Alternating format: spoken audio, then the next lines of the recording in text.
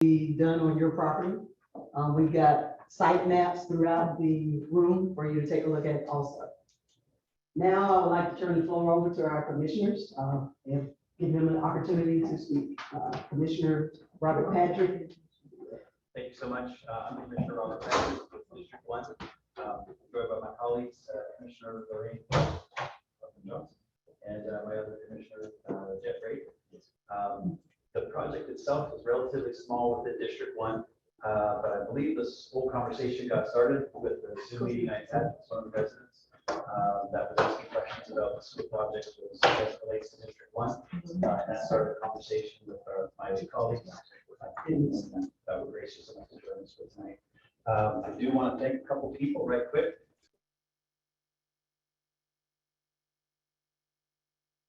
Rashida Oliver, Executive Assistant, and our presenters tonight, Cassandra Marshall, Carrie Williams, and Olivia Johnson. And thank you all very much. Well, you're a hard act to follow. Of course, I am Commissioner Lorraine Johnson. I represent Super 7, and I have just a little smidgen of your community, but I work across lines. Imagine that. And I appreciate, the forwardness of the community, the request for engagement, because we haven't always gotten it right. And being is how we are in the community, and we are now progressively moving forward. We want you to be abreast of exactly what's going on. So as I believe my friend John said during our moments of conversation here earlier, we are not working ahead of you, we are working with you. So thanks so much for coming in this evening, and I think we have the presentation that will answer the questions so that we're in lockstep. And I also extend my thanks to those that are here in person and also on the conference app. Water does not recognize commission district boundaries, and so we are glad to be here together to make sure that we understand and to respond to your concerns. Obviously, the department technical staff are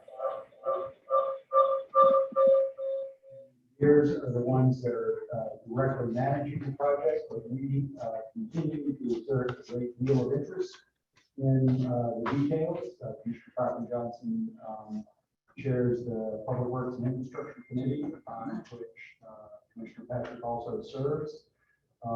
Those folks scrutinize these projects on a very detailed basis, and so I am sure that progress on your particular project will be a topic of further discussion by them and in the community. So we'll likewise be very interested in following not only the reports from staff, but also be interested in your feedback on an ongoing basis. All right, Mr. John Turner. Yes. He wanted to have a seat. I just wanted to have a few remarks from our perspective, if I may. Can the Zoom folks can hear me if I stand here and talk? I think all attention should be on you at this moment. Okay. So I just have a few prepared remarks. I want to thank Commissioner Patrick for hosting the meeting tonight, and thank Commissioner Rader and Dr. Johnson for co-hosting. And I want to thank the members of the Department of Watershed Management who are here, and also those behind the scenes who helped prepare the response to our input. We know a lot of work went into the preparation for this meeting. I also want to particularly thank Sonia Isaac, Constituent Services Manager, Commissioner Patrick's office, for being the point person coordinating the meeting with us. For the benefit of those watching on Zoom who may not be fully versed in the topic, I'd like to just take a minute to outline why we neighbors asked for this meeting and the key things we're hoping to get from the meeting. The county is planning a major sewer line replacement project in the Greenwood Acres neighborhood. It is a massive project, a once-in-a-lifetime project. I want to make sure it is needed, that it is planned and executed in the best interest of the property owners and the community. There are other parts of the project in adjacent neighborhoods, mainly in the Amberwood neighborhood, that also flow through the Echo Lake sub-basin. The meeting tonight, though, is specifically about that part that's going to Greenwood Acres. We are here to listen and learn from the Department of Watershed Management about why this plan is necessary and how it will impact us. We have questions about the project scope, its execution, and its aftermath. We also have questions about the easement packages themselves. To date, only I and a few neighbors have received an easement package. For this project, DeKalb County seeks to purchase permanent and construction easements along the sewer line from the property owners. Much of the easement land along the creeks is within the state 25-foot stream buffer designed to protect the watershed. Construction within the stream buffer could affect the watershed and possibly change the creek itself and its water flow during and after construction. Neighbors on each side of the creek would be affected, not just those within the sewer path. We also have concerns about how these easements will impact tree and habitat loss in this mature urban forest. The easement package presented for my property, for example, only shows they're offered for the approximately 4,000 square feet of easement land they want to purchase. It does not mention any tree or habitat loss on that land, nor any restoration plans after completion. At my expense, I had a certified arborist conduct an impact study on my proposed easements, and between the actual tree loss and damage to critical root zones of remaining adjacent trees, the loss was estimated at about $62,000. And so this too needs to be addressed as part of the project. And one last thing about the easement package, and that was a surprise, it attached an IRS W-9 form, which indicates that the monies paid for the easements are considered taxable. Sure. Yes, that was a complete surprise. And it would be a burden on some homeowners, particularly those if there were income limits on certain benefits that one can receive, this could affect it. So I think that needs to be addressed in some fashion. From this meeting, we hope not only to get specific answers to our questions, but to begin a cooperative path with the Department of Watershed Management for the project. We are invested stakeholders in the project, and if it must be done, then we want the county to do it with us. Thank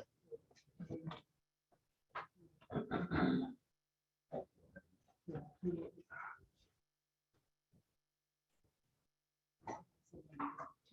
All right, at this time, I will turn it over to our presenter, Ms. Aaliyah Johnson, who is the project manager, and our engineering manager, Mr. Kerry Williams.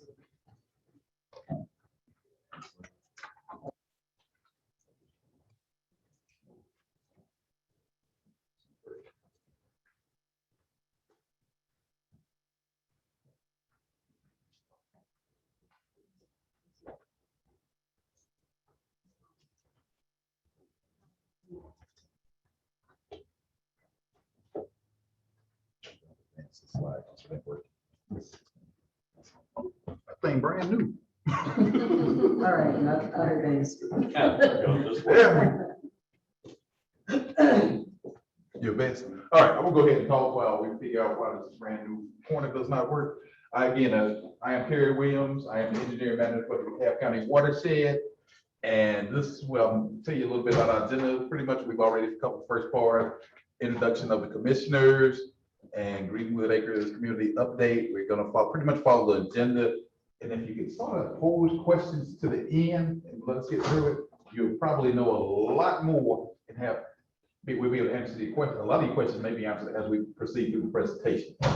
So next. Does it work? Okay, all right. Boy, that's why I'm not IT. That's why I'm That's always the batteries. Okay, so I'm giving you just a little history. How many of you guys familiar with the county's consent decree? By show of hands. All right. I didn't hear you. The county what? The county's current consent decree to be honest. Oh, I am. Pretty much simple as that. County was sued by the state and federal government to stop having sanitary sewer spills. Say clean up your act. So that's what's pretty much. This has been in place since 2011.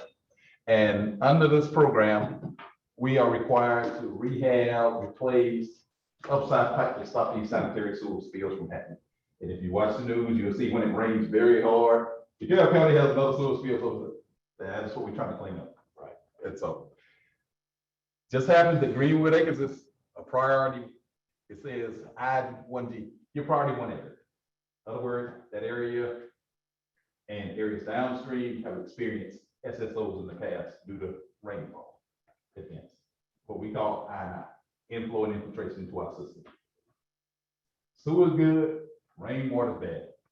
And we treat a lot of rainwater. Watch next week when there's tropical storm moves. And so what we have now, we have priority areas, which we are pipes, manholes. These have been assessed for defects. We use TV. I don't know if you guys saw when we did smoke testing. You may look around your house, you see smoke coming out the ground. And so that's just some of the methods we use. And so what we did initially, we have a model of the whole sources. Our initial model was done back in 2017. We had a steady state model. Just pretty much didn't have all the data, had some data, but not accurate, up-to-date data. And so that model is continually being updated. As developers come on, we put that into the system. And so the model, at that time, the model showed capacity issues. They think pipes through Greenwood ain't big enough. And when we look at capacity, we're not looking at just the current. We're looking at the year 2050. We're looking out to the year 2050. We say that the population increases by this much by 2050, the pipes can't be this big anymore. And remember, these pipes have been in the ground for roughly 50 years or so. So you can imagine, if you look at a 50-year-old pipe, they don't look good. And so from that, we developed a list of projects that we designed. The project was started, replace existing larger pipes. That's exactly what we're doing. Again, I talked about it. Inflow infiltration. When I talk about lining the pipe, that's what it is.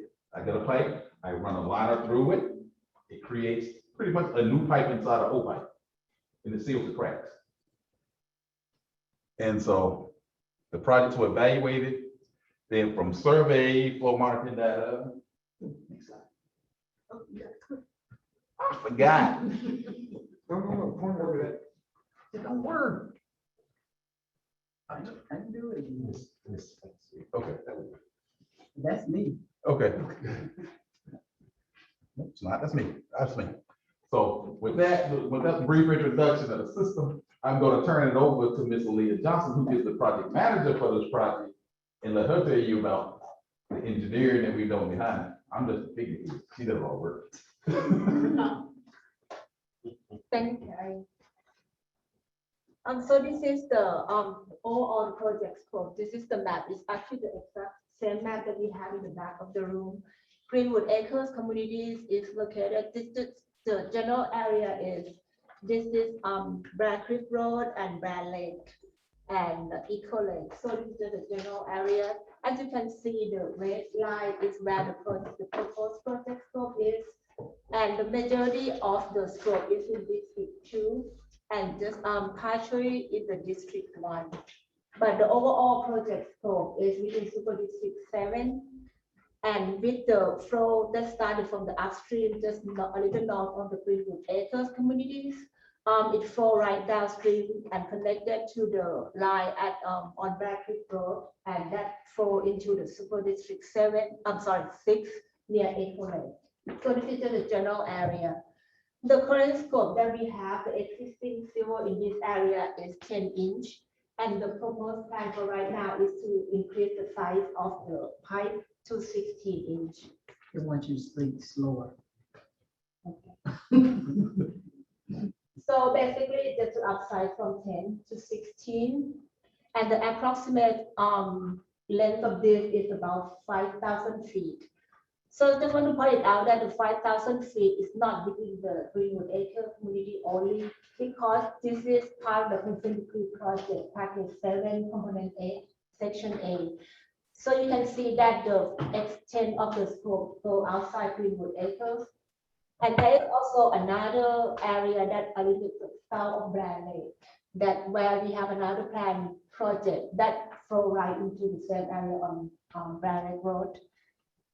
There are two tributaries of the North Fork Fishing Creek, D1 and D3, that was stated in the letter that was flowed into this area. So this is just the overview of the scope.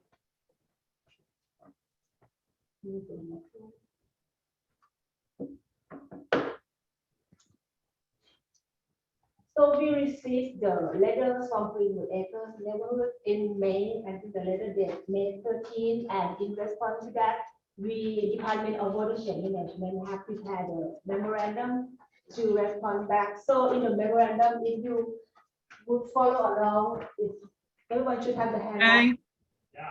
Okay. Are you listening to it? Yeah, can you please unmute, please? Thank you. No, that's fine. You can mute somebody. No, let me. So I'm not going to- And then I lost my IT.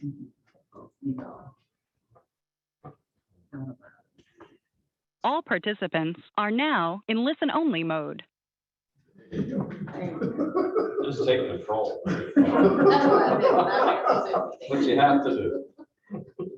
So the next couple of slides, we are going to address each of the questions.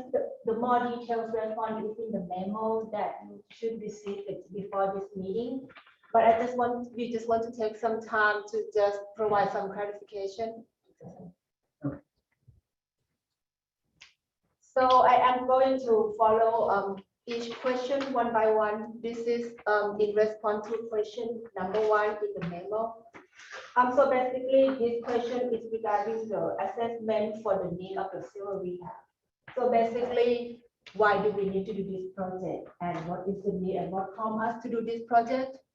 So as Carrie mentioned, that the county entered into the consent decree back in the year 2011, and this area is considered as part of the priority area, or what we call the PASA program. There are 2 different types of priority area: initial and additional. Greenwood Acre neighborhood is within the initial priority area, which was identified back at when we negotiated consent decree back in 2011. So typically, when we identify each area that we want to identify as the priority area, that means it has higher priority in terms of we need to have some kind of action to fix the line. And there are several criteria that we use just to see, which one that more. We need to, basically, we just need to look at the overall county as a whole, but we cannot just do all at once. So we need to see which one we need to do first. Some criteria such as the age of the pipe, as Carrie said that the pipe in this neighborhood is about 50 or 60 years old. It was installed back in 1960 or something. So it had reached its design life.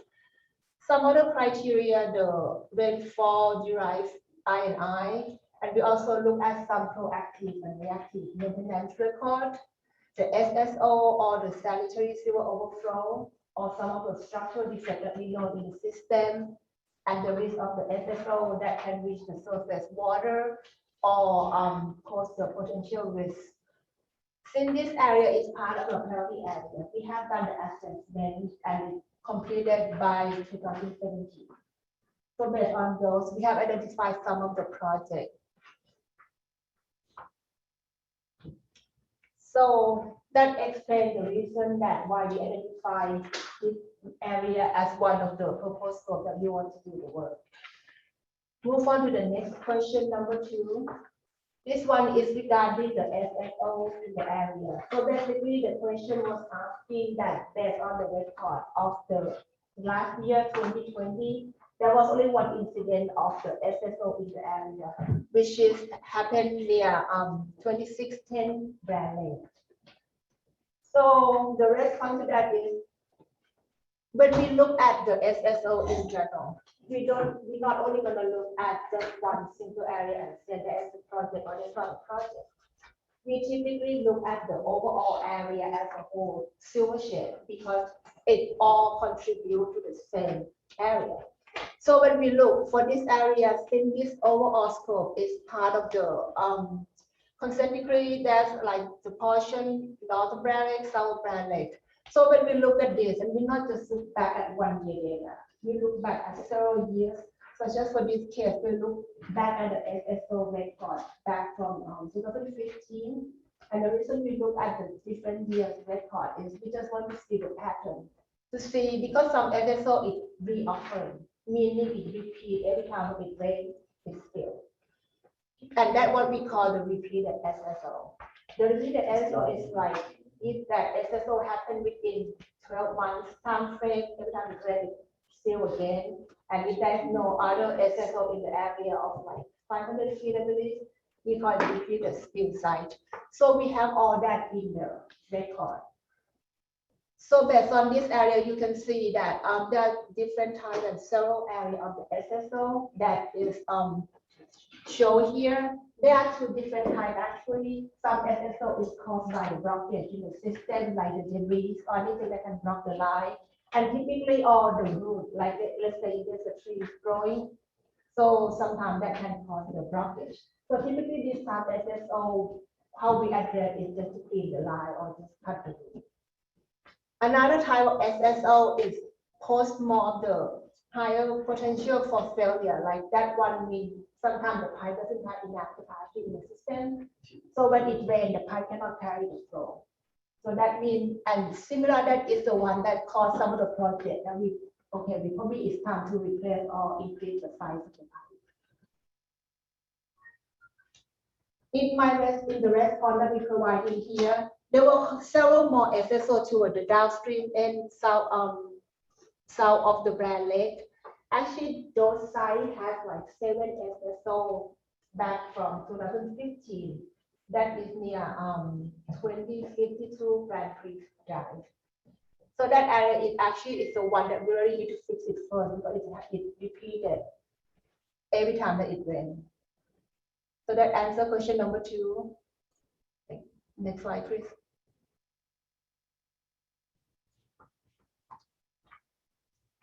So question number 3 is regarding the evaluation tools that were used. So the question was asking if we have used what kind of evaluation tool that we use to assess the system. Carrie has briefly mentioned on some of the evaluation tools that we use. I had the flow chart show up here. So there are 2 types. We look at the capacity limitation or the structural deficiency or the operation and maintenance. So as part of the PASA program, we are required to perform the assessment of the system. The picture that you see on the left are some of the examples that we use. The smoke testing, we use it to see if there is any inflow or infiltration that might get into the system. So we did the testing, so the smoke will try to escape. That is a crack or any broken in the pipe. Manhole condition assessment is to just look at the condition inside the manhole just to see if there's a need for repair or something like that. Acoustic inspection, typically that what we use is to see if there's a blockage in the system. Normally we use this tool just to actually prioritize the area that we want to try to clean first. The last one is actually the main one that we use the most is the CCTV or the closed circuit television. That is to see the internal condition of the pipe. We put the camera down the line, let it run through, and we can see if the pipe have any type of structural or O&M type defects. And with all those, the result of those, we'll see, okay, if the defect show any asset at risk or not. If the asset is at risk, we need to perform some kind of action. If either we are going to replace or we going to just do some kind of rehab. And if the pipe is not at risk of doing any action at this time, we're not just going to just, okay, leave it like that. We are going to put that into the monitoring mode, meaning someone will come back and look at that again. It depends on the severity of that pipe. Typically, we put like, okay, maybe come back to do another CC3 in the next year, 3 years, 5 years, 10 years. It depends. So we put that, so make sure someone will come back and take care of it. And on top is on the model. That's how we use to see the capacity limitation in the system. We use the hydraulic model, like Carrie mentioned earlier, just to see if the pipe has enough capacity to carry the flow. And the result of those models show to see, okay, if the pipe doesn't have enough capacity, what do we need to do? Either we have to replace it, increase it to the larger size. The picture on the right, Carrie mentioned earlier about the lining, the heel impressed pipe. That is when we put the new liner inside the existing pipe. This pipe, you can only do it on the existing pipe, meaning you cannot increase the size of the pipe. Because whatever the existing is that we just put another liner in. There's no excavation involved, so it's a bit less intensive. Pipe repair is like a spot repair. It involves some excavation, but just a smaller area just to fix some spot within the, it's not you replace from manhole to manhole, you just replace just in one area. Pipe replacement, typically we use to replace the pipe that it had either structural issues, replace same size, or we might put the bigger size pipe. Next, please. Question 4A. This one is regarding we anticipate if there are any increased flow in the system. And the answer for right now is yes. And we said yes, if this is the example of the result of the steady state model. What you can see here is simulate the flow. So the way I explain this is the profile. So the blue line that you see right there is represent the silver pipe. And each of the stick that you see right there is the manhole. The blue represent the silver inside the pipe. And when you look at this profile, it started from the upstream end, which is north of Greenwood Acre community. The pipe gravity flow, so it flows from the higher elevation to the lower. So when you want to follow this along, you just go from the left to the right. And if you can see from the profile on top, where I circle, it might have the potential surcharge. After we run the model, you can see that the blue line reach almost the top of the manhole.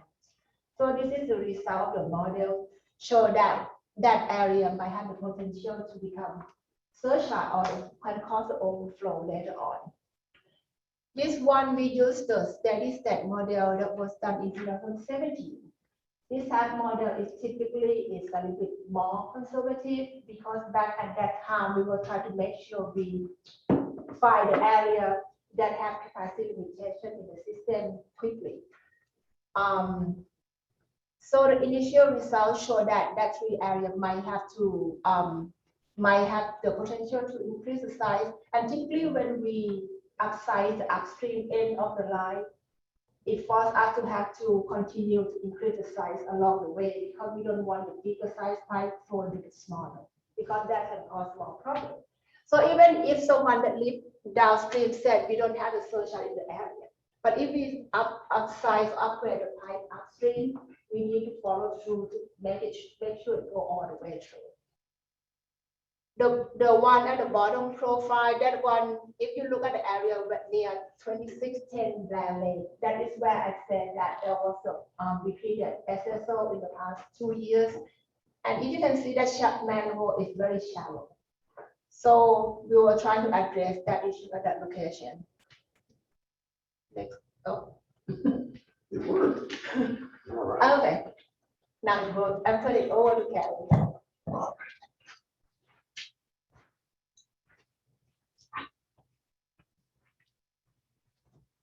Shouldn't take these questions, they gave me the hard ones. So I'm about to address questions like 4B, 5, and 6. For question 4B, just for your reference, the question was asked, it says, given the location, it says, boy, I need some glasses on.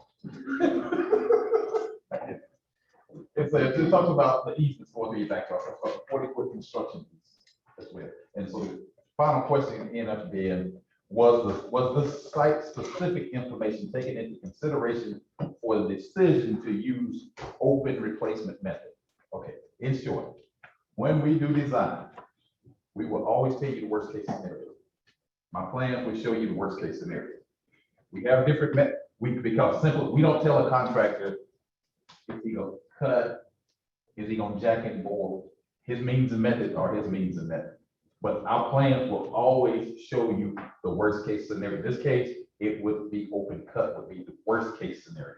There are other means and methods that the contractor can use, jack and bore, horizontal directional drilling, several methods. Those are less destructive because it's pretty much a drill going in the ground. pipe bursted, we send a head through there, bust the existing pipe, pull a new pipe through, and you never even see what happened.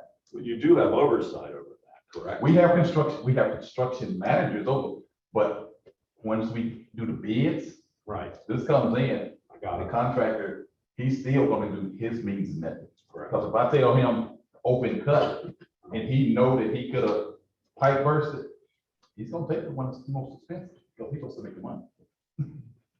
So, Okay, fair enough. so that's why, not, you may see on the plans that may show open cut. Again, those easement limits and everything are based on a worst case scenario. Which is why you see that. And so, in short, that's the answer, that long answer in red, that's my short and condensed version of it. Let's move to our next question, number 5. In general, this question was about the creek. I think we probably actually addressed this one earlier, asked about this earlier.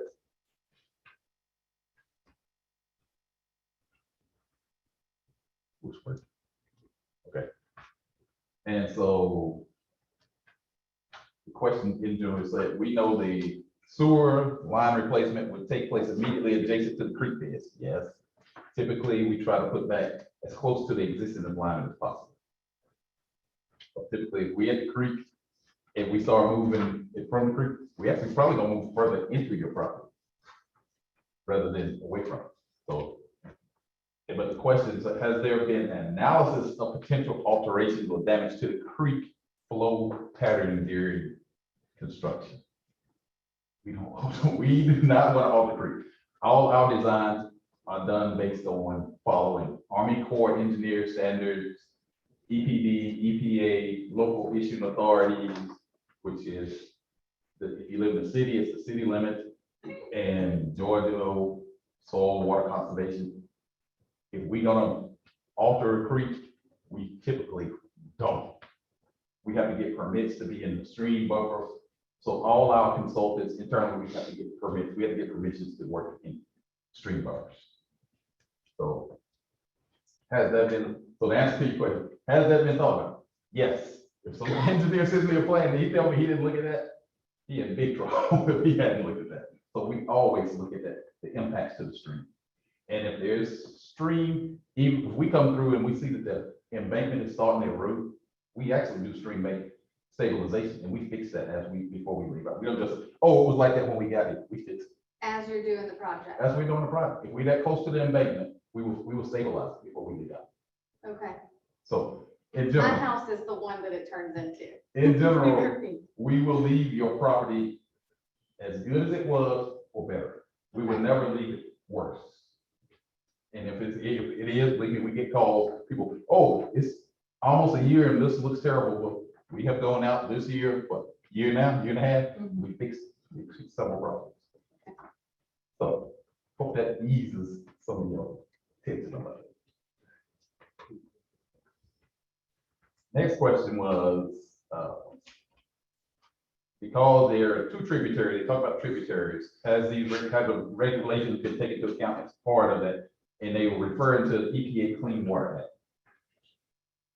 In short, if you see water that's flowing pretty much all the time, it is considered the waters of the US. Correct. We are bound by federal government to follow the Clean Water Act for any type, or even in some cases, if it's not flowing all the time, if it rains and it gets a flow, we have to follow the Clean Water Act for some of these type of, so in short, again, Army Corps Engineer standards, EPA, EPD, Clean Water Act, we follow that to the T. Again, we can't do, our projects don't move forward until we have all permits in hand from those. In short, so everything is taken. We talk to you guys as well. Before we do a project, you guys saw somebody talking to you about easement. We talk to you about projects. We don't just say, we're gonna come to your project, we're gonna do this, we're gonna do this. We come to you and we get your input. Okay, this tree right here was 100 years old. We talk about it. We do actually come to you. We just don't come through and say we're gonna bulldoze your property. That's not how it's done. May in the past, but we did not do that. we do take into consideration what the homeowners. Let's see. That's all my questions that I have right now regarding this. They gave me the hard one. So I'm gonna turn it back over to you, or do I have another? We have one more. How do you keep adding? I think you just add stuff to me. We have the next one. Okay. The final question that they had, they said, we're interested in knowing what is the property restoration? I sort of answered it. So the question is, has there been a post-property restoration plan? Again, we don't come and do individual property plans. Part of our plan set includes erosion control set. That's the minimum. That means how we gonna stop silt and everything from entering the creek, how we gonna make sure runoff doesn't come to your house, how we gonna restore vegetation or whatever that was initially there. But again, if you get this nice flower bed or whatever, and it's not within our easement, so I'll get that in a second, we will restore it. Usually we might, but if there are trees, mature grown trees growing in our easement, they have to go. And then you understand what? Roots are very nasty to water lines and sewer lines. They will cause leaks. They will find that and they will open them up. But other than that, small shrubbery and stuff, we reestablished that. So we do put back as good or better. If somebody's challenging, Kerry said that DWM puts it back as good or better than what it was. And as long as I'm here, I promise you that will always be the case. Now, I'll turn it back over to Ms. Johnson. Do I got another one? Yeah, the one on the timeline. Okay, there we go. All right. So again, the timeline, we did have questions. How long will this take? I can't tell you how long the contract will take. I tell you in general how long the design takes. Design probably about a year. The contractor coming through based on these plans right here with the contract. This will take not a year, but it will at least half a year, 6 months. And that's based on conditions. The contract can start, rock or whatever, something in the way, whatever, can delay the structure. So I don't And try. when does it start? We hold that question to the end. Okay. Because again, if we use one of those other methods, such as line the pipe, it could start and you might not ever see it. You might see a rig sitting somewhere on the street and they run in a bag through the pipe, but the open cut, no time soon.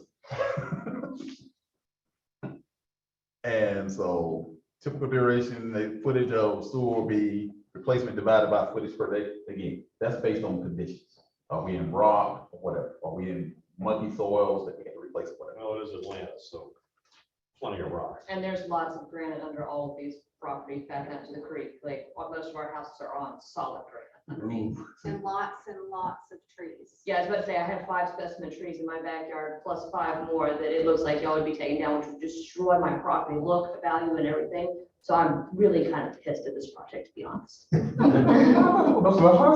Bear with me now. I'm telling you part of the story. I'm not telling you the whole story yet. I'm just telling you a piece of the story at this point. Again, what you see on there, when you see open cut, again, I told you the worst case scenario. Oh, I got a manhole in my backyard too that y'all would keep it. So I know y'all are gonna be in there. So that's why I'm, I actually know how to reuse old manholes too. all All right, so if we move forward, you can expect, less than a year that we'd be through the Greenwood Acres property. Hopefully we can find another means of not open cutting. And I'll be honest, it has happened on other projects. We actually swapped from open cut to another method. We pipe burst pipes.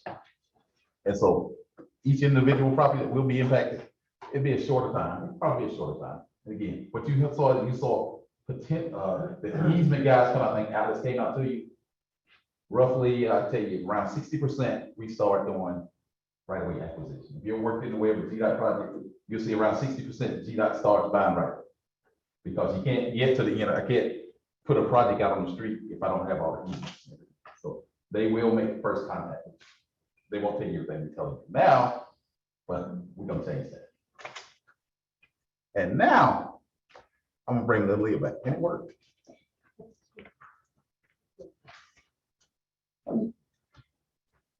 Go back to this one slide. There's one last question I want to address, the alternative plan that will be there. So this project, since we were talking about there is a potential of the capacity limitation in the system. So typically, what we normally do that is to replace the pipe with a bigger size pipe. So that's why some of the rehab, we might not look into it as the first choice, because that is, you can only do it with the same existing size pipe. For this project, we actually try to see if there are some other alternatives. So in general, we're not just gonna come and try to do the worst case that could happen, because that costs, us money, time, everything, and impact to the resident and everything. We will try not to do that route first. So for this case, we actually try to look around it just to see if we could try to go upstream and try to do some of the rehab upstream. And typically when we do that, we try to re-evaluate the system again to see if that's sufficient to reduce some of the I&I. We have completed about 50% of those upstream on the Greenwood acres already. We did the rehab and we re-evaluate the system. And so it's still in progress. But the result of the flow monitor data, it shows that this area is actually operate almost at the capacity. Even at the dry weather flow, meaning even just a regular flow condition, not talking about when it rains. So it's already almost at the capacity. And the next bullet is talking about the public and the private sewer. So typically we can only fix what on the private the public right away. So a lot of I&I in the system actually come from the private side. And that typically the responsible of the homeowner, and it costs some money to do that. So if we try to address each individual private lateral, it's going to be a lot of, just cost and the time and things, and at the end of the day, it may not fix the overall issues. So we also look at that, and because this is part of a consent decree project, we have a tight deadline set by the EPA that we need to finish at a certain day and time. So if we try to do a lot of work around, sometimes we may, the project may just take forever and may not reach the I&I level that we try to, the reduction of the I&I that we try to achieve. So typically the best and easiest way sometimes we just go ahead and replace the pipe, because that's gonna last for another 50 years or so. We will not need to come back in the area again. So that answered the very last question in the memo. And now I am going to talk about where we are today. So there's some cool story that happened after we received the letters from your communities, and we look at the data that we have, the information we have, and just to see if if that's something we might be able to do differently on this project. And the next first slide, I'm just going to tell you about where we are today and what is the next step. So for right now, the final scope that you guys see or you might see in the plan is what is going to be in the draft. Like Carrie said, a lot of times we look at the worst case first, because typically we just try to see what worst could happen and try to see if we could just address something that, anything that could be less than that. So we're working to find the best possible solution. But because we have the tight deadline, we try to do things in parallel while we are trying to also evaluate the system. We go ahead and move forward with some of the design plans. So we have the engineer on board, and we already did complete the detailed design. So I actually have the plan sheet in the back of the room right there. If you want to look at it after the meeting, it's in the back of the room. So we have the design complete just in case we do need to upsize this line. If there is a plan, we have the design ready. And some of you guys might have been contacted by the to talk about the easement negotiation to obtain the right of entry, or to either try to purchase the easement. So we actually try to be proactive and try to approach the residents in the area just because we have some deadline that we try to meet, so we try to do things in parallel. And like I said earlier, we already did some civil rehab upstream of the area just to try to see if that could reduce some of the I in the system.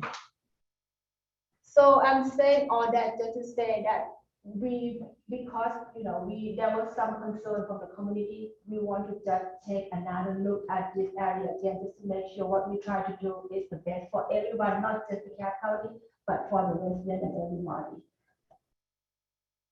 The last bullet is, which I'm going to talk next, is about the adaptive management process that we come up with for this project. So what that means is the adaptive management process is actually is re-evaluation of the system after the project phase are complete. What that means is we're not going to just say this is the project at the very beginning. Sometimes if we see some area that need to be fixed first, like the first few slides that I said, there was some SSO incident next to 2610 Brand Lake. So that area, we know for sure, okay, it needs to be fixed because it's repeated SSO. So the plan is we are going to try to fix that area first and then enter that data into our model just to see if it helps reduce some INI in the system or not. The goal is just to see if there's still the need for the work in your community. And we actually just recently had the new type of the model, which is the dynamic model that we just completed last year. This type of model is simulate more of the real-time conditions. The advantage of this one compared to the previous one that we used back in 2017, that one is more conservative. It's assuming that, let's say if you have every branch that comes into the main line, it assumes that every branch, the zero coming and peak all at the same time. So it's the worst case that could happen because we just want to see what worst could it be. But with the dynamic model, we try to use the real condition, like that because the flow is not going to be peak at all times. It varies depending on the time of the day and things like that. So we use that data to run the model just to see, okay, what is the typical how the flow in the system is. And we also did some survey because previously we used the data of the GIS system and sometimes it may not be the most accurate. So we send a contractor out to do the real field survey. We also use that data, input that into the model and run using that new data just to see how the system works. Another thing we use is the flow monitor data. So that is to capture the real flow that run at a different time. So with all those things combined, the new dynamic model start to show different results based on compared to the one that we did back in 2017. And with what I just said, so the next step that we're going to do is the initial result of the new dynamic model show that there is the potential chance that the scope could be reduced for the Greenwood area communities. I said may because I do not want to say that, okay, there is no more project, because even we don't do right now, there might be a chance we come back and visit in the future because we put that into the monitoring system. We don't want to just don't come back in the next 10 or 15 years, it might cause the issues. We want to make sure we come back and revisit the scope. So because of that, the plan for right now is some of the areas we instead of replace or assign the pipe at this time, we may just perform some of the rehab instead, just to see if that could help reduce some INI in the system. The lining and the pipe repair. So some of you guys might be contacted to perform that work instead, which is a lot less intensive. So that is another step if we decide to go that route. This one shows some post-construction monitoring. So basically, I expand the map a little bit. I want everyone to see that the overall of this silver shade, that the Greenwood acres, and it flow downstream. If you see that this is part of the overall project, that south of Brand Lake, where near 2052 Grand Prix, those where I said earlier that there was 7 SSO, repeated SSO. those area we know for sure for right now it need to be fixed because of all the SSO and or some other criteria we use. So for as of right now, we are planning to do the similar upsize of the pipe in that area first, because that one based on the result of the new model, it had higher recovery than Greenwood acres. So what we try to do is we are going to try to upsize the pipe in that area first. And after we finish those, we are going to re-evaluate the system again just to see if it reduces the INI. If it reduces INI enough, there may not be the need to upsize the pipe inside Greenwood acre communities. So that's good news.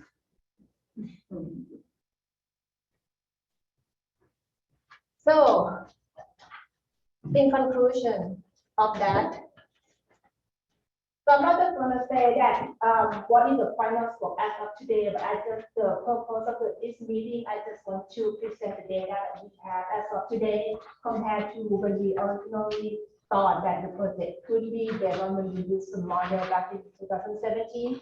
So the results show differently. That's why we not typically try to just move forward and just go ahead and just do the work. So in conclusion, we just try to be proactive in the approach and just look at all the system and look also want to plan for the future growth and make sure that we capture everything, don't leave everything behind. The final scope is still pending the result of the post-construction and everything that I mentioned earlier. So as of today, we're not going to just say that we're going to move forward with the upsize or we have yet. But there is very, very high chance that may not need to be the need to upsize at this time. But some of the residents in the area may be contacted to obtain the bio entries, because if we don't do the upsize right now, we might do some rehab just to maintain the system. But so we still need to come to your property, but it's just that a lot less intensive. So we will update you when we have the data, and I just want to make sure everyone, we will not just go ahead and just go do some work if you guys are not in agreement or anything like that. In general, we try to work with each individual homeowner, separately, because if there's some issue and concern, we're not just going to just ignore and say, no, we're going to come to the work. So we just try to see, because typically because sometimes if there's something that we could change on our design or on our approach, we always listen.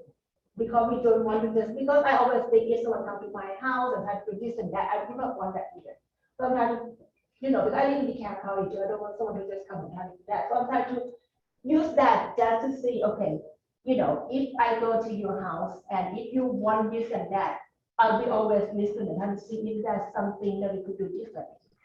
Same with this case, since we have the concern from the community. That's why we are re-evaluate the whole system again before this meeting.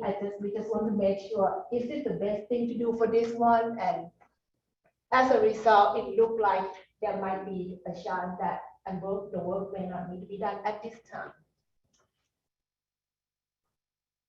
When will the Briar Lake Grand Prix area start? Right now, that one, since we are going to move forward with that, quite 100% sure. So the design is already completed. Actually, since you bring that up, let me go back to that because we already at the conclusion. Yeah, because I had a question about that. Yeah, I just want to bring this up so everyone can be aware that the area that you just mentioned, we actually do have two other projects for DeKalb County. One is the project that in relation to the dam that is for DeKalb Road and Greenwood. And also on Brand Lake, that is a transportation project to widen the turn lane. So actually there are three projects. It's going to be going on within that same area. And I mentioned that so everyone can be aware that we are trying, since there are three different projects, we try to coordinate to see who go first and which one makes sense, because each project has different challenges.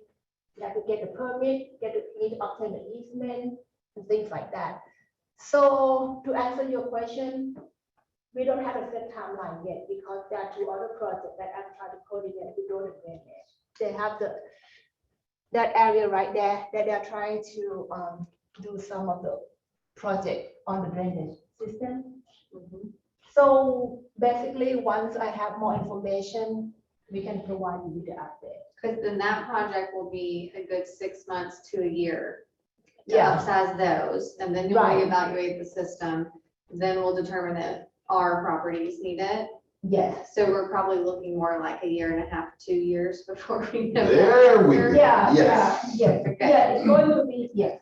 Okay. Yeah, because typically the timeline, when you look at it, when you look at the overall project, Right. it more like the site preparation. It could be like a couple weeks. You might need to do some clearing, remove some trees on the easement and things like that. That's just 2 or 3 more weeks. And then the pipe replacement itself, I don't know, maybe 60 feet per day or something, depend on how far the contractor can go, depend on the type of the replacement. So that plus once everything is done, you have to do site restoration and things like that. So I have some questions for you based on your very excellent presentation. Thank you. Yes. I've lived in this area for 37 years. Actually, I've lived here my whole life. I grew up over this way off Deerfield Circle over here. Okay. But so what you're saying is that this pipe and this pipe are 50 years old. Yes. Okay. I can tell you that up until 1978, Galahad Drive stopped right here. None of this was back here. Okay. Touchscreen. Oh, sorry. I hadn't spent enough time on CNN. So anyway, this road used to stop right here. So this pipe was in here when this was all a wooded area. So it's been in here for many, many years. And I understand what you're saying, but I also, the main thing I got from your presentation was that the inflow from here, which is a much more mature area of this, because all these homes were built in the 50s and 60s. Okay, these were built over here from this point on in the 70s. Yeah. Okay, so you're saying that if you can change this and go ahead and replace the pipe and increase the flow, the size here, you think that right this area right here where Oak Grove, where Briar Lake intersects Briarcliff, where it always floods when it really rains a lot. Sometimes it shuts down traffic, and you have all the data on that. So you're saying that if you alleviate this, that you think maybe going back this way, you may not have to do quite as extensive a replacement project, and maybe you can get by with lining Exactly. or certain manhole, repairs, okay, Yes. abatement, so to speak. Yes. Okay, that's what I wanted to, that's what I got from it. Yeah, exactly. And, You got it right, yeah. So I just wanted to, Yes. add my comments to it, so. That summarized the whole thing that I was trying to. Well, that's really good news, but really we don't know whether we're gonna have to invade the upper pipe at this point. Yeah. So we'll just have to wait and see until the other work is done, right? The work that's gonna be over near the Oak Grove area and Amberwood and all down in there. Yes.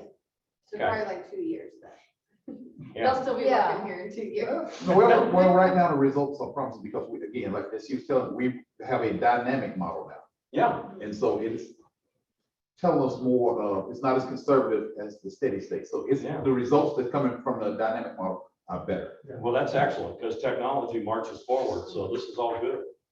Yes, sir, Mr. Turner. What I also heard in addition to that is you're doing some rehabilitation upstream of us as well. Yeah.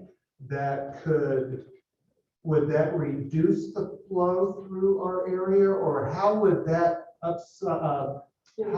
upstream mitigation affect the dynamic model coming through our area?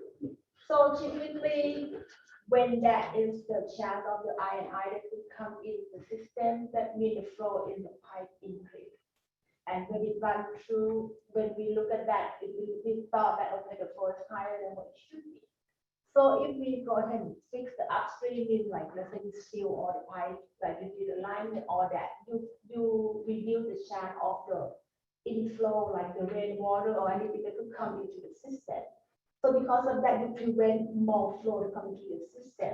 So when you input that data into your model, advance that the pipe have sufficient capacity. I have a follow-up question, and that deals with your anticipated growth to 2050. Yeah. So I'm aware of the comp plan coming up for the 2050. When you put data into your dynamic model to account for the growth, is it specific? Is it geographically specific, like for the Echo Lake subbasin? Are you looking at the growth only in the subbasin? Or are you taking a macro view, like the county's gonna grow 30% by 2050, and you plug a static constant in? Yeah, Cassandra and Carrie, you could help me also because this is from the master planning. We typically look at the different film criteria of look at the population until the year 2050. We also look at if there are any known capacity requests, that if you know if there's certain development that will come in the near future, that typically they will try to apply for. But it's on a basin by basin basis, so it's localized within your area, the growth that is anticipated within the basin that is served. The growth model accounts for just the localized That's area. right, we're not applying a standard factor. Okay, good. Thank you. It will not be the same because it really depends on the Yeah. area. Even Because I though, know like this area is a relatively stable, Yeah, R100, R75 area with North Lake Mall, okay? yes, Anticipate there'll be some growth around North Lake Mall, but I've looked at the land use plans, and aside from the small area plan going down La Vista, everything's pretty static in terms of the neighborhoods. So I wouldn't expect there to be as much growth here as there would be in other areas. But you're All participants are now in interactive talk mode.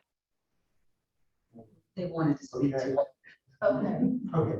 Yeah, I think you have some questions the Zoom people want to ask.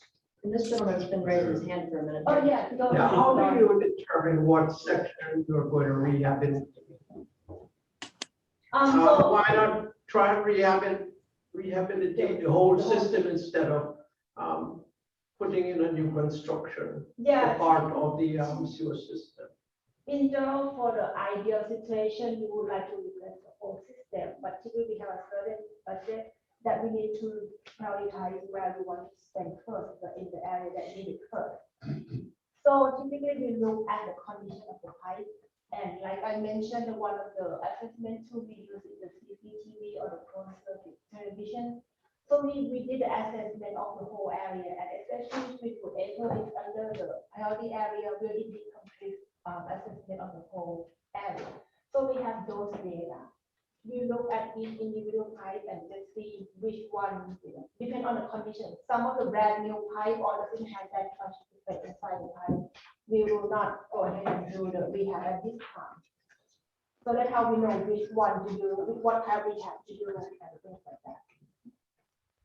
Did that answer the question? Yeah, because if your pipe is very new, there's very no need to just fix it. Because there's some pipe that need fixing more, because some pipe is like collapse or have big hole, or it just really depends. But we have all those data. And sometimes one thing is, let's say if the pipe have some, if it's 400 feet between manhole to manhole, and you have like 5 areas in the pipe that have hole, crack, fracture, you name it, things. Sometimes instead of do 5 pipe repair, we just go ahead and replace the pipe. We typically try to see what is the best, cost-effective solution. Yes. In the beginning of the discussion that you had, you suggested that you couldn't control the needs of what the contractor was going to do. That's concerning. I mean, when I follow a scope for the construction that I do, I have to follow what someone tells me to do. So I'm not clear about you not having control over how the work is done. And you talk about the means and methods of the contractor? Absolutely. When I put out an invitation to bid, it may have all those methods in there. It may have open cut, it may have pipe bursting. But again, I am not at liberty to tell a contractor, you must do this, because if I go, okay, let me give you an example. I tell him, you must pipe burst. And he starts the pipe burst because we told him. So he starts pulling his bullet through, trying to bust the pipe. He hits solid granite. Now his machine is stuck in the ground. He's still gonna come back, he's gonna cut the ground, because he's not gonna leave that down. He's gonna come back and cut a hole and take his machine out. And then he's gonna say, I told you that I could not do that method. So what he you're has to saying do is his it's due- really field selectable. Exactly, he has to do his due diligence, his geotechnical work, drilling, borings, to see, is there a rock there? And so we leave it open in the bids for the different types of. Yeah, and even for this one, we said pipe replacement. We did the design. We didn't tell them, you pipe replace with overcut, you pipe replace with pipe bursting, because we don't dictate the means and method. But that doesn't mean they can go ahead and do whatever, because they still need to get approval from us. What Carrie was trying to say is, we don't want to be the one, we don't want like, if there's a problem, and they come back and say, the county tell us. to do so, and we might need to be responsible for telling them to do it. So we normally don't dictate that. We don't want to put the county at risk. And no one, if I sit here just telling you must do it this way, I just put the county at risk. Do you find that the contractors work nicely with the landowners to say, let's do it the best way together? It's a negotiation. Okay. Are you sure about that? Because I've had people come through my yard and just take a machete to everything. We were home and they could have asked. It's not a survey. It's not a survey. Yeah. Yes, sir, Mr. Turner. I have a question on how this dovetails with an easement purchase. Because if your plans start with worst case scenario, and worst case scenario is open cut, and you're buying an easement that would accommodate worst case scenario. And I'm selling you a 40-foot wide swath, 10 feet on each side for permanent and 10 feet on each side of that for construction. And you decide not to do open cut, but have you already cleared the 40 feet wide before you make that determination? Absolutely not, because I don't have an easement. I cannot do anything. Somebody may come to your house asking you for a right of entry. There may be a surveyor. May I have permission to come across your property to shoot a couple of, excuse me. But as far as destructive methods, that does not happen without us purchasing an easement. Or if we got an existing, sometimes we have existing. But he's saying if you purchase the easement and then you come in and the contractor goes, oh, well, I don't need to do open pipe. I can bust it up. I really don't need 40 feet. I only need 20 feet. Well, you've already paid him for 40 feet. Then what? Typically, by the time we get to that point, we know typically we know what our contractors are gonna do. And what? If he's gonna do pipe bursting, typically, we already know that we will buy the easement necessary for pipe bursting. It's not we're playing, oh, we just gonna buy 40 feet easement. By the time, we will know, typically, we have a good idea of what method the contractors use. If I may, in my case, there's only been 3 packages submitted. Mine, the one next door, and one way down at the end. Yes. My package calls for open cut and 40 feet wide. So has that decision been made on my property?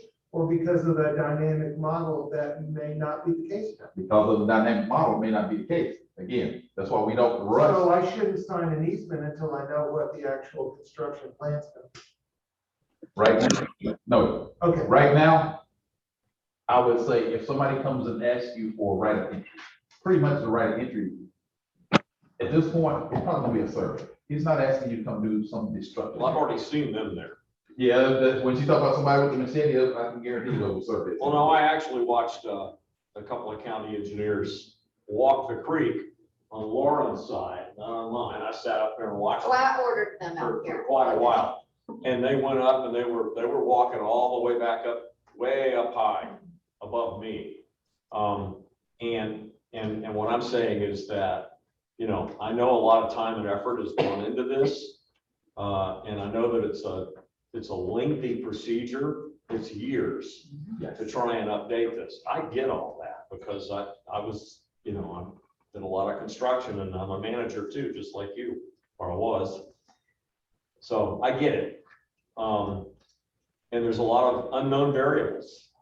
Exactly. You know, especially when you get in. And so what I wanted to ask is, were you guys like just kind of testing the waters with the easements that got sent to John and another couple of my neighbors? Because you guys on my property at 2883 Galahad Drive, that's the whole floodplain down there, and that's intrusive through the whole area, but it's floodplain, you know, and like I said, I've lived there a long time.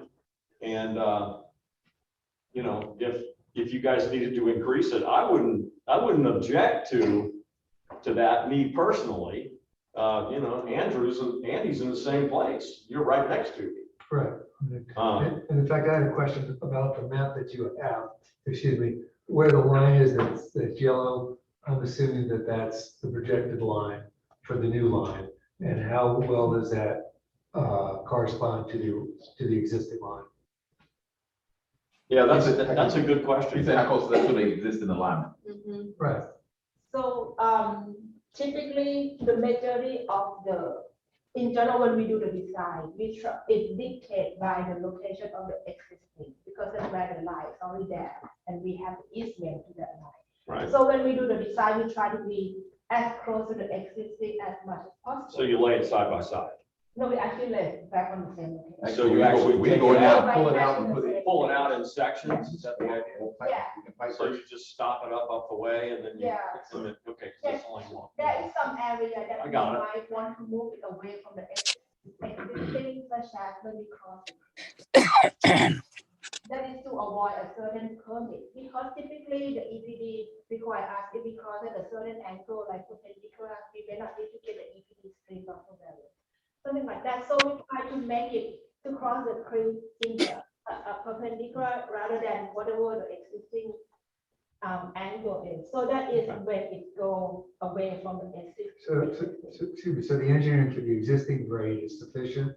You don't have to, you're not looking for a steeper drop Oh, in the the grade? stable, yeah, it did, yeah, you look at that, yeah. But I mean, that's what I'm asking about. The yellow line that's on the map, that's your projected line for the new line. Yeah. Correct. And how close is that to the existing easement? Because I'm not familiar with the easement in my own property. How close is that? If you put it back on the same location, it's back on the same existing easement. Okay. Well, that answers my question. Yeah. Yeah, that's why only certain ones of us were contacted at all. Right, because typically. I didn't know if you were fishing or what. I was just trying to figure it out. If the edge is. Because I don't work for the If county. the edge is flat, typically we have either existing and wood or 20-foot, depends on, you know, how we the seal is. And sometimes we may need to go a little more because for construction. Would you take some questions? Okay, yes. Just said there were no original lines. Right. Is there an existing easement on the Oh, property? Yeah, this Yeah. question, the question up here is, Carrie, hi. Carrie, this is Rashida. Can you hear me? yes, Okay, we have quite a few questions that have come through the chat. My first question, I want to go ahead and get out of the way is, can the presentation be made available to the residents? it's being recorded, so we just have to figure out, we get with public relations to figure out where we put it on the site where it can be downloaded at. Okay. So this is just PowerPoint presentation, right? So, Yes, yeah, that'd be great to be able whether to. the whole meeting's being recorded too as well. No, I understand. You can certainly put the PowerPoint. Yes, sir. I'm going to ask a very practical question. At present, I'm tapped into that sewer line that runs essentially along my property line, the exposed section. I presume that you're going to reconnect to the new sewer line. Absolutely. Once we run a new sewer line, if we either line it, put in a new pipe, we always connect the taps. The other question about easement, do you inform the individual homeowners how far over you're going to come in terms of the digging? Or are Absolutely. you just going to come and just, make a. Typically, it's like something? typical construction site, typically contractor, you'll see stakes. You put a stake here, you can imagine drawing a line between those and then he can't go outside those stakes.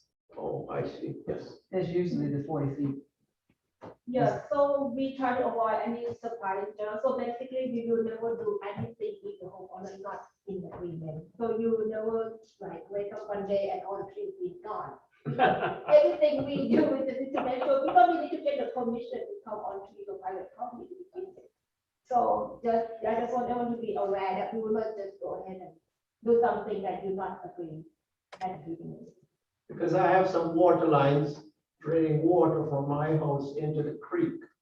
Those black 4-inch pipes. And we need to determine where they're going to dig so that we can make provision to, preserve those lines.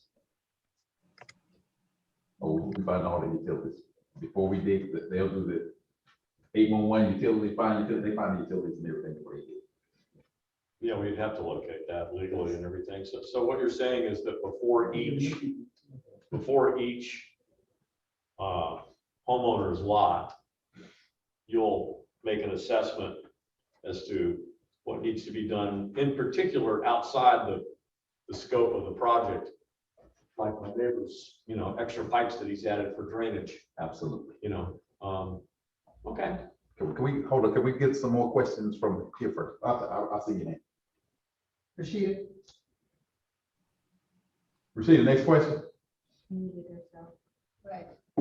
I did. Okay, I'm unmuted now. Let's see. I think you just answered one, but let me go ahead and ask it from Ms. Sue Ann. If there is an existing easement on the property, is there a standard amount of footage that would be expected to be cleared? What if it includes the house? If you see an easement line through your house, something wrong, we probably don't buy your house. But typically our sewers easements vary because they've done, sometimes I see 5 foot, sometimes I see 10 foot. Is there expected width? Typically, again, somebody will make up to say 40 foot. We ain't gonna dig a 40-foot trench. So you need to be able to move back and forth. So typically, if you put me in what's a 16-inch pipe? Yeah. 16-inch, might be a Going from a 10 to a 16. maybe a 20-foot trench dug, Yeah. but there's still room to traverse up and down the side. Right, we typically pick that up during the design, when we do the survey and see if there's an existing line that too close to any structure, we might look at move that line away a little bit, so it's not interfering with the building of any structure. So Yes. we might move that, so we're not gonna put it back underneath the house. And things like that. Yeah, on the house, we're gonna move it that way. Next question, Rashida. Okay, let's see. Ms. Cheryl, you want to go ahead and ask your question? I think I'm pronouncing it correctly. Crom and Cheryl. Thank you very much. This is with regard to Guinevere Way, which is outside of the post-construction monitoring circle. And this is the exposed pipe that had been buried historically up to probably for about 30, 40 years. And is now, when the creek is low, resting above the creek level. So couple of questions with regard to, you are replacing that in back of the 2232 Guinevere Way. Is first I need to hear that. Am I correct? 20. Go up Galahad and go up Galahad and turn right on Guinevere Drive and then Guinevere Way. So right here. Transfer to right here. Mhm. There is there's another sanitary line that comes in that feeds here and it feeds over and ties into the manhole on this side of the creek, but it's not part of the project. But it affects, it's exposed here, but it's not part of the project, but it feeds into the line. They have a creek. It was It's an area crossing. It has been exposed. It was probably buried, but due to the scouring and erosion, it has exposed the top of the pipe. We have quite a few of those in the county. All the way to the creek, there's like 7 of them. Yeah, and they're not part of the project plan, because they're not in the line. I'll tell you what, if we were to come through and have to adjust the manholes and stuff, elevation wise, we would address those. I can't tell you that now, but typically that's what would happen. We have to address, because again, if the slope goes down, it may go down. Hope we don't like area crossings at all, but sometimes it's inevitable. Well, there's plenty of them. Just walk the south. Oh, actually, we try to get rid of Creek them. path, there's plenty. Is it possible that you could increase the height of the manhole so to avoid overflow? even if you just rehabilitate the pipe? Is that In some cases, it is feasible to raise the height of a manhole. Typically, I don't like to tell people to raise a manhole, because if you got a basement and I increase my hydraulic grade line, and I don't know what the depth of your basement is, I cause a backup in your basement. Yeah, you don't want that. I still have more to my question. Yes, go ahead. Okay, so now that you've identified this pipe, and it sounds like no, that is not part of this construction that we're talking about right now, correct? Correct. So we have brought this to the county's attention for the past 3 or 4 years. So this is a pipe that was buried under the ground. Now it's above it. It's not just the top showing, the entire pipe is now showing. We have a creek that runs over it and it overflows. I have video of it if the county would like to see it. It looks like it's ripe to be hit by the logs that come down and burst a sewer pipe. And so I'm sad to hear that it's not part of this project, because it's right over the stream that empties into our water. Okay. So I'm confused a little bit right now. Okay, it may not be in this project, but we actually do have a creek crossing program where we go through and evaluate our creek crossings. So I can't tell you because I'm not looking at my city works or my creek crossing spreadsheet. This may be one of those that has been evaluated, because we did say, if you saw crews out there earlier and they were walking the creek, they may have been crews looking at creek crossings. So And if you'd like to report it, you can send it to the commission office in the district, and we'll pass on your information and make sure that they have, you know, the particular situation evaluated. There's no harm in doing that. yes. But that would be great. Thank you very much. And I absolutely will do that. Okay, thank you very much. Okay, Carrie, can you hear me? I want to move on to the next question. Yes, we can hear you. Okay, please explain again why the pipe diameter needs to be increased. You want to do it 1 minute? What are the capacity wise? Based on, based on future projections, the pipe would need to be increased in size. I don't increase pipes just because I increase pipes based on future development projections. That is why the pipe needed to be, the model was showing that the pipe needed to be upsized to meet future development projections. So, but you're going from 10 inches to 16 inches is your projection here. How in the world are you gonna fit that many more people and sewer connections in a primarily single home residential area? And as John pointed out earlier, there's only a small strip that is currently looking to be developed further. How are you going to go from 10 to 16? That's an incredible size increase. Yes. All right, with just. But justification, that is big. I can't truly, because I'm not a planner. I am not a planner, so I don't know all the numbers that they use to plan, to predict future developments. So I can't honestly tell you that, but I'm just telling, based on what they have ran in the model, based on what the future development, that is the numbers they come up. Does this particular basin extend into North Lake, to the urbanized area of North Lake? Yes. It's full, I don't think. I can go back. I'm pretty sure that goes to the North Lake. I mean, that screen system does go up to North Lake. Yes, it goes up through North Lake. Right. So it's not just this area, you have to look at upstream and the surrounding areas. So when we look at the surrounding area, and if when we say it's not part of this particular scope, that doesn't mean that it's not another bad project. We have so different projects. This one is just to address the Greenwood Acres community. So there are some other projects in the surrounding area. That doesn't really answer the question of how are you seeing it going from 10 to 16? Okay, so your question. With where are you coming up with that much You increase mean in why population? it would be like 10 to 12 instead? Like, okay. From what we did, we look at the different criteria, the growth, the capacity request, the projection, SSO, I&I.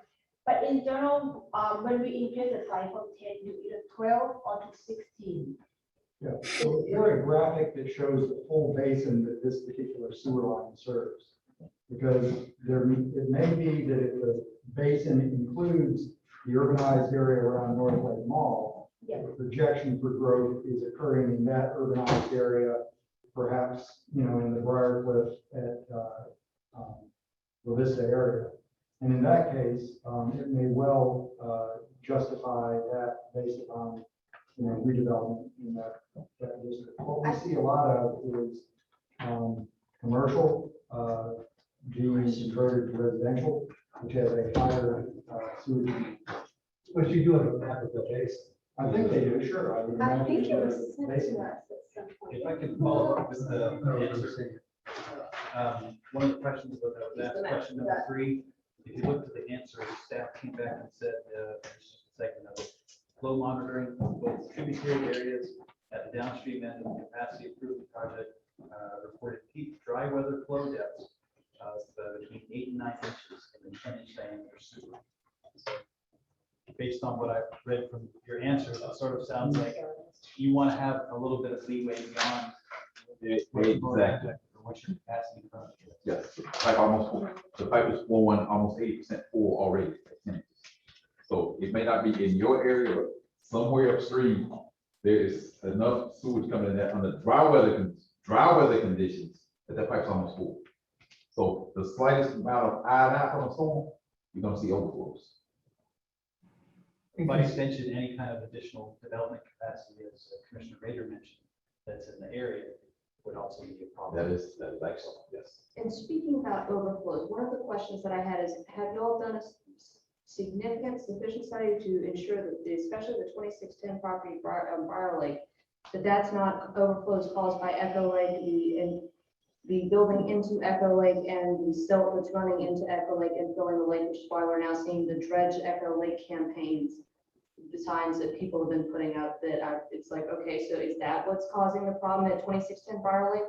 Or is it actually the sewer? How have you established that that's not the problem instead of our sewer line? Flow monitor.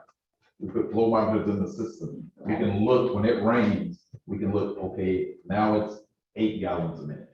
It rains, now it's 40 gallons a minute coming through. That's how we put the data into the model. And part of this program is to reduce the amount of that infiltration and inflow so that you don't get such high wet weather peaks. So when you're lining the pipes, when you're repairing the breaks, when you are ensuring that the manholes are not going underwater when there's a flood in the creek, that all prevents the surge of stormwater going into the sewer pipe. And so their goal is to minimize infiltration and inflows. I mean, an ideal system doesn't have any of it. On the other end of the spectrum are what they call combined sewers, which is what they have in Atlanta, where both the stormwater and the sewage were designed to run in the same line. And that is not a condition that is anywhere in DeKalb and is, an archaic thing that they've got to fix this time. In consideration of neighborhood's concern about the change of the pipe, what they would do in a mature community like ours, are you saying that you'll exhaust any repair or renovation before you consider replacement? No, we haven't exhausted. That's actually what you. Yeah, what I was asking, because this area that we did the initial model is indicate there's some capacity limitation. That means if you rehab, you cannot, because typically you just need to increase the size of the pipe to carry more. So you're really saying the decisions were made? But what I'm saying is when we use the initial data, that's why we did not come and try to do the rehab at the beginning, just because the model showed that we might need to increase the size of the pipe. That's why we just, okay, we don't do the rehab or what. I guess I'm just not clear about the decision-making process. Okay. Or when you get to the point where you've decided that there's no longer any option other than replacement. Okay, remember earlier I told you about the steady state model, and later we talked about the dynamic model. Right. The steady state model is very conservative. It's gonna tell me, make a bigger pipe. That's immediately what that is conservative. It's gonna tell me, put in a bigger pipe. But once I get more data from the dynamic model, I get elevation, I get accurate survey data coming, The dynamic model, maybe we don't need all this. So now we start looking at this data because the dynamic model is a lot more accurate. It's real time. Static, the steady state is just a picture in time. Static state, dynamic is what's going on. And so when we look at that, now we come back and reevaluate, and maybe we don't need to do all this that we don't. And that's the way this has been trending as we do updates rather than just running and opening. I'm sorry, it's been trending which direction? Towards pipe rehab rather than pipe replacement. I'm clear. Gary, if I may add, you Yes, guys sir. mentioned earlier, Leah, you also mentioned that there might be some downstream work that you're doing, that if that upsizing happens, may alleviate some of your pressures. Is that, did I hear Yes. that correctly? Yes, so the area on the, can you minimize the shot? The area south of Brad Lake. There's the area around the high school with the. Front end. Yes, Brad Lake. Notorious High for- School is- for- So for that urban area planning. where is the northern damage project, so that is the new dynamic model show that that area still need to be, the size of the pipe still need to be increased. So we know for sure that need to be done, so we are going to move forward with the construction. And after we finish with that, we will use the new data after the construction to input into the model again, see if there's still the need to do more work upstream, which is what we do. And again, your 10-inch pipe right here, its 80% capacity might be alleviated with the larger pipe at the bottom end, thus Yes, minimize any need potentially. exactly, But your plan is always like the Boy Scouts, plan for the worst, prepare for the best. yeah. So Rashida says she's got a lot of Zoom questions. She'll need to get some Zoom people. I got you guys. Now. In the time, we're at 8:05. Right. Yeah. Okay, is there a list of the addresses that will be impacted if the decision is made to upsize? Yes. Yes. Okay, I think you've already answered this one. If there is an SSO downstream, does that automatically imply that all upstream sewer lines must be upsized? Not necessarily. Okay. Okay. And Ms. Debbie Miller, you want to go ahead and ask your questions, please, or make your comments? Are you able to unmute? I'm not sure if you can hear me. Can you hear me? We can I hear you. can hear you, yes. Okay, terrific. I just happened to know something about the sewer shed. I just was going to clarify that the North Lake Mall does not flow down to Echo Lake, but the Briarcliff Village Shopping Center does. Anything kind of north of La Vista and west of Briarcliff winds up flowing down to Echo Lake. She was basically trying to drill down on the size of the basin. So one of the- Right, so I'm sorry, I'm gonna read her comment. It says, the Echo Lake subbasin is built out. Residential infill, if kept at R100, will not significantly impact the sewer capacity. Could pipes experiencing I&I be cleaned and then lined rather than replaced? We do not want to destroy our tree canopy. We actually do have a active pipe cleaning program actively doing that. That's part of what we're doing as part of this program right now at Mississippi Creek. We do clean pipes. But again, we still have to do the assessments, run the models and stuff to make sure that the pipes are not being, the capacity is not being exceeded.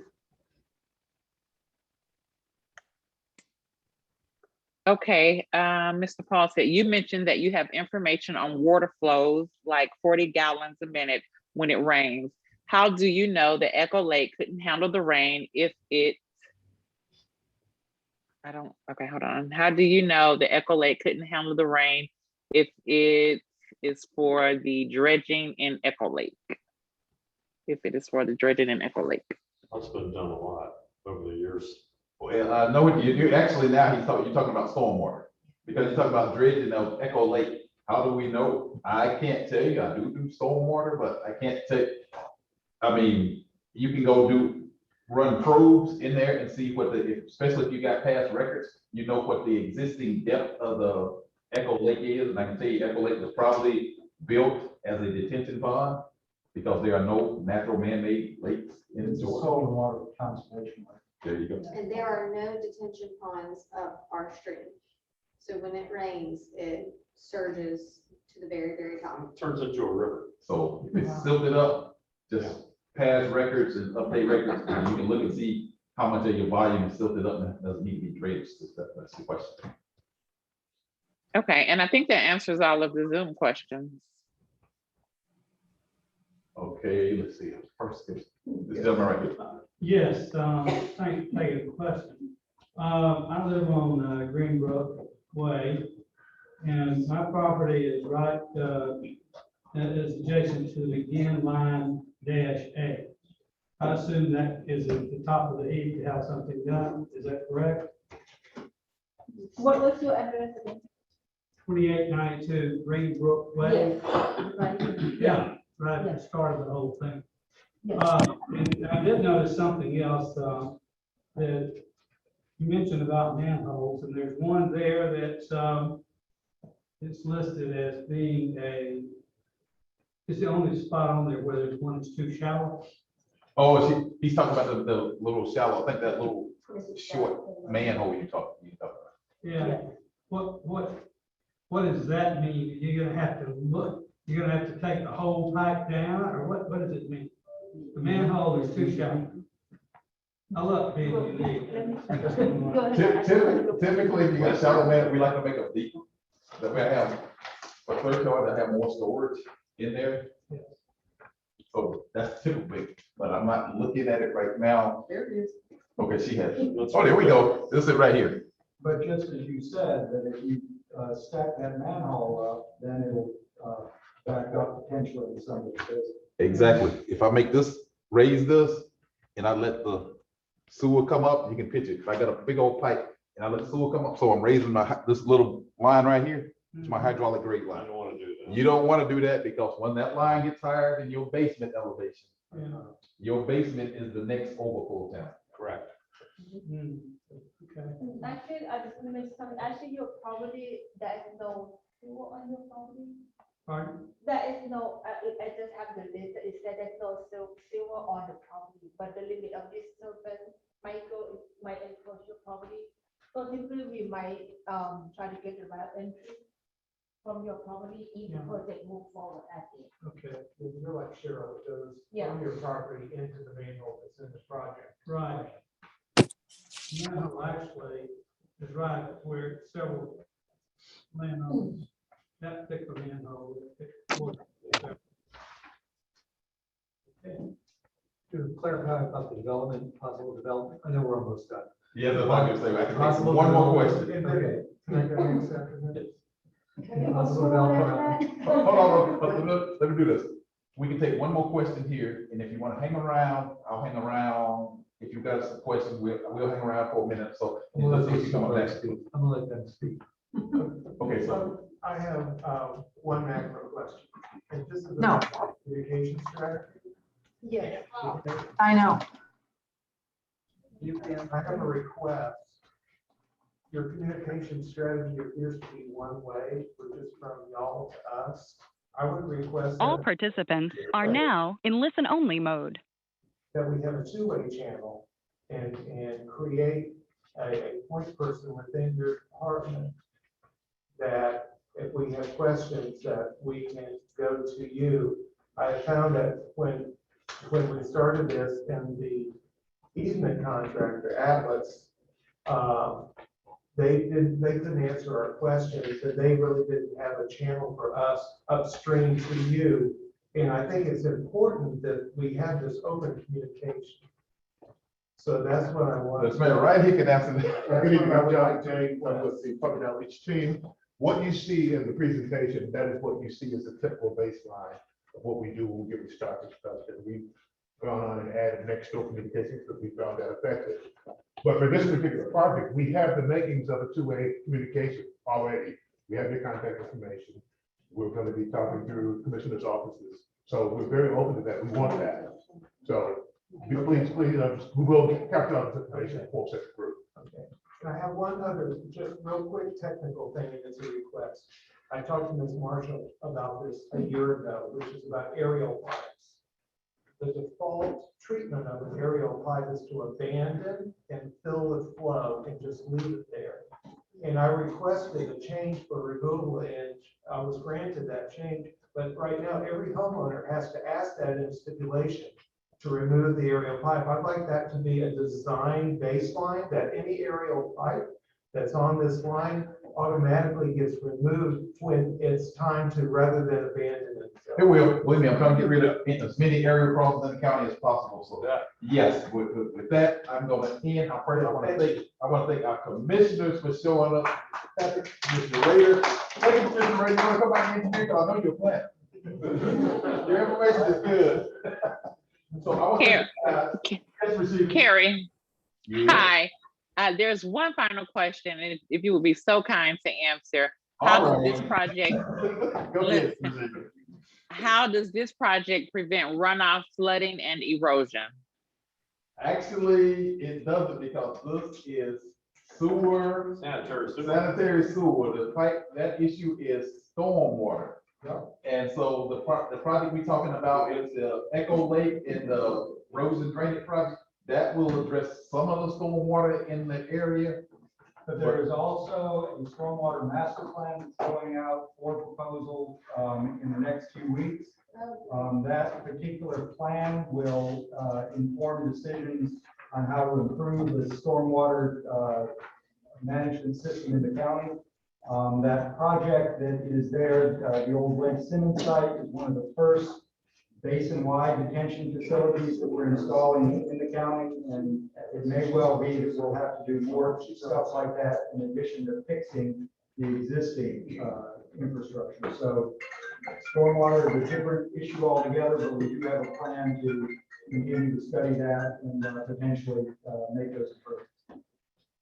All right. And one more question, I just wanted to get in, because I don't know if y'all actually noticed it or have any idea that it's there. But in addition to talking about the canopy, we have some other plant species that actually look like they're endangered, like they're like trillium. And I want to know how have y'all studied that? How is that going to be impacting this? We have ecologists come out. When we do Okay. projects, we have ecologists, we have a whole team of ecologists and everybody come out. We got that, we got so many birds that you're not going to find it in many other places inside Metro Atlanta. And if you do go through taking down the canopy, it's going to change the properties and their values tremendously. That's part of it. And there's no easement cost that you're going to be able to pay us to make up for that. That's part of that. We looking at endangered species, water, we look at all that. Now, I will say again, I want to thank the commissioners again for showing up. Thank you, Commissioner Raider, for bringing back that planning experience. And thank you guys for coming, being a wonderful audience. Again, we're gonna stick around if you got any additional questions. We will be here, and this has been recorded, so we can share this, and we can also give you a location where we're gonna have this PowerPoint presentation. So thank you. Thank you. Great presentation. Thank you. Well, Very good. All right. So in 2 years, when all of this comes up, we'll just go through this. Discussion.